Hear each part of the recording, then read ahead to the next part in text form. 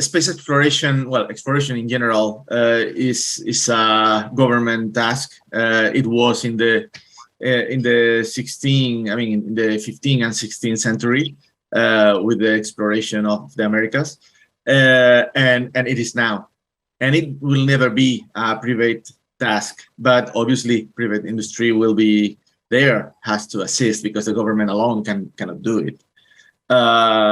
And explorers will be there. The first wave is going to be robotic. It is already. The probes that are even leaving the heliosphere, those are robots. And then humans. I really hope to see the first child in orbit, because we never had no one below 18 years old, not even in space, not even in one of these touristic attractions.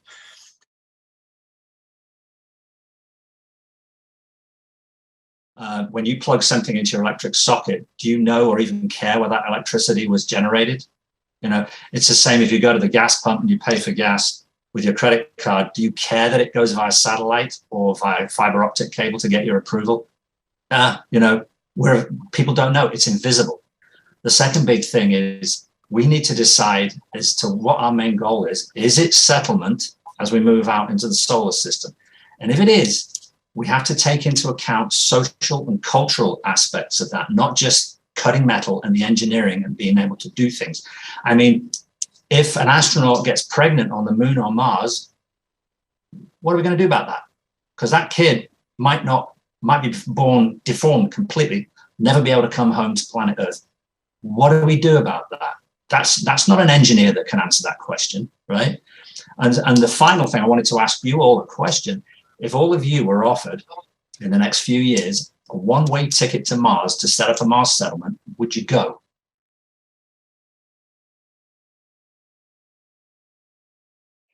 Yeah, I'll keep it short. So kind of, I think independent of where we think we may want to go to in the medium term, I suspect we have all similar visions. We have to take the first step, and the first step is to make sure we have public support, government support, investor support. And I come back to education. There's a lot more work to be done on education, or as Jeremy put it, the marketing problem, to make sure we have all of these people on site, because this is going to be a very significant project. It's going to be very expensive. It's going to take a lot of time. So I think it's going to take a lot of entrepreneurial creativity.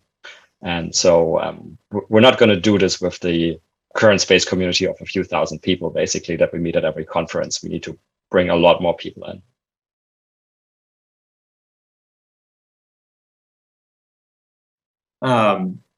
But the other thing too to think about, and I'm not sure a lot of us do, in all of our space shows and everything, we always show sterile white and like metallic. But one of the things I think will affect us the most is the lack of blue and green on the moon and on Mars. We are conditioned to see green in trees and blue in the sky. And what psychological effects will that have on you when you go months, years without seeing that? I don't think we fully appreciate that.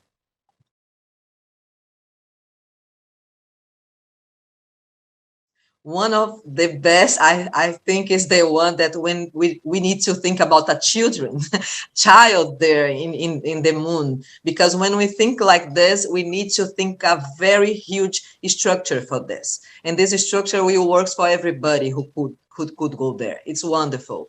I think the other thing, and you said very cool way, Giorgio, in 3 times. In this as the first time, all the things about Earth, all the things that we are doing at this moment, movement, the ecosystem of all this, we need to tell more the investors and the people who are giving the money for commercial activities in the space that we could. It's a waste that it's more. Sometimes you go to the agriculture and you have the same huge amount of money that you need for some kind of equipments, so we can have the same money for go with a satellite for monitoring with hyperspectral for agriculture and for many things.